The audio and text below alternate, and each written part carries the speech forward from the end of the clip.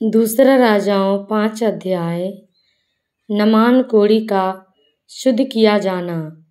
अराम के राजा का नामान नामक सेनापति अपने स्वामी की दृष्टि में बड़ा और प्रतिष्ठित पुरुष था, क्योंकि यहोवा ने उसके द्वारा अरामियों को विजय किया था। वह शूरवीर था, परंतु कोढ़ी था। अरामी लोग दल बांधकर इज़राइल के देश में जाकर वहां से एक छोटी लड़की बंदी बनाकर ले आए थे, और वह नामान की पत्नी की सेवा करती थी। उसने अपनी स्वामिनी से कहा, यदि मेरा स्वामी सोमरोन के भविष्यवक्ता के पास होता तो क्या ही अच्छा होता, क्योंकि वह उसको कोढ़ से चंगा कर देता।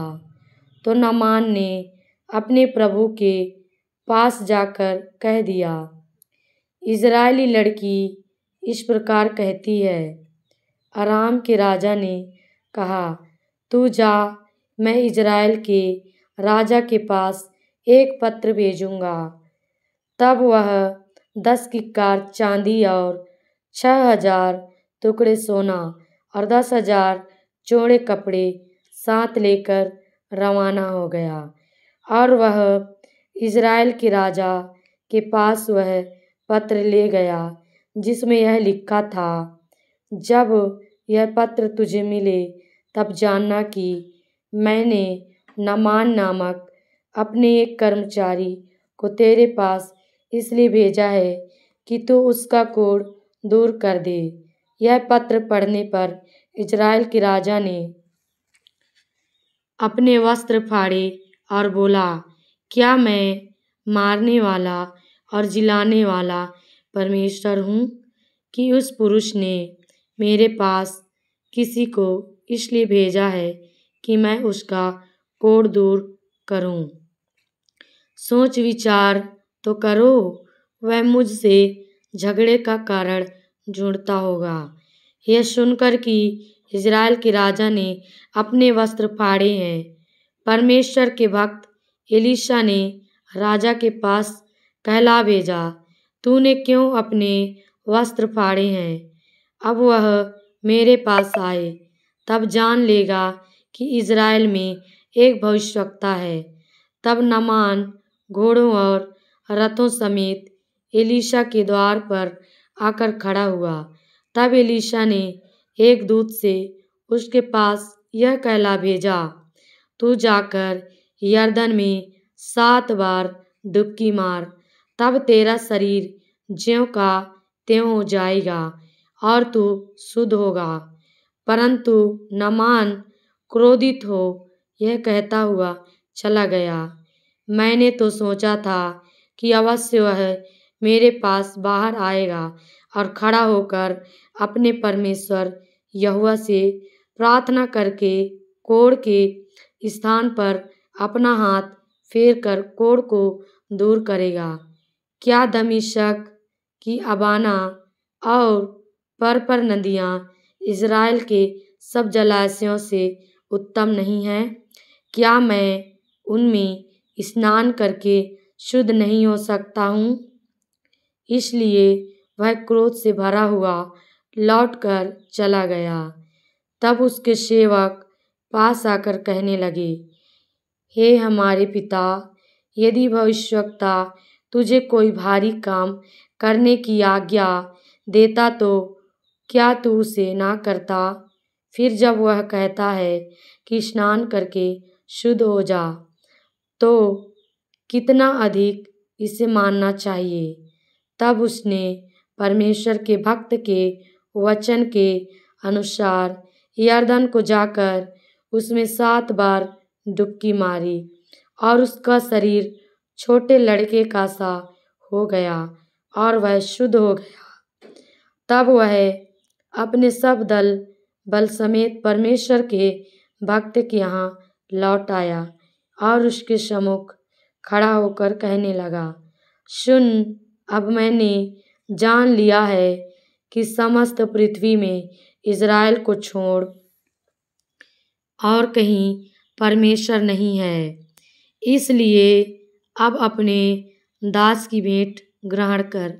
एलीशा ने कहा, यहोवा जिसके सम्मुख में उपस्थित रहता हूँ, उसके जीवन की शपथ मैं कुछ भेंट ना लूँगा। और जब उसने उसको बहुत विवश किया कि भेंट को ग्रहण करे, तब भी वह इनकार ही करता रहा। तब नामान ने कहा, अच्छा तो तेरे दास को 2 खच्चर मिट्टी मिली, क्योंकि आगे को तेरा दास यहोवा को छोड़ और किसी ईश्वर को होम बलि या मेल बलि ना चढ़ाएगा।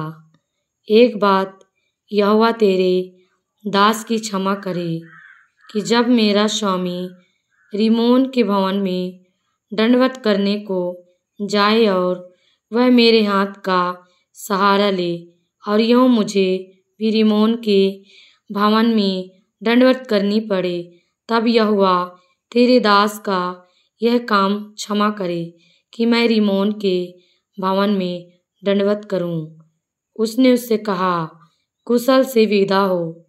वह उसके यहाँ से थोड़ी दूर चला गया था कि परमेश्वर के भक्त एलीशा का सेवक गेहजी सोचने लगा, मेरे स्वामी ने तो उस अरामी नामान को ऐसे ही छोड़ दिया है कि जो वह ले आया था उसको उसने ना लिया, परंतु यहोवा के जीवन की शपथ मैं उसके पीछे दौड़कर उससे कुछ ना कुछ ले लूँगा।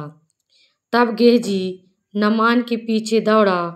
नामान किसी को अपने पीछे दौड़ता हुआ देखकर उससे मिलने को रथ से उतर पड़ा और पूछा, सब कुशल क्षेम तो है?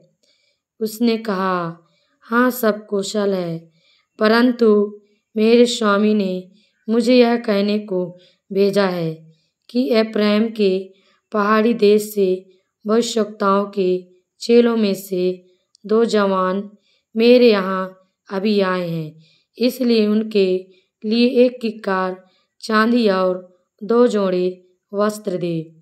नामान ने कहा, खुशी से 2 किक्कार ले ले। तब उसने उससे बहुत विनती करके 2 किक्कार चांदी अलग थैलियों में बांधकर 2 जोड़े वस्त्र समेत अपने 2 सेवकों पर लाद दिया और वे उन्हें उसके आगे आगे ले चले। जब वह टीले के पास पहुंचा, तब उसने उन वस्तुओं को उनसे लेकर घर में रख दिया और उन मनुष्यों को विदा किया और वे चले गए।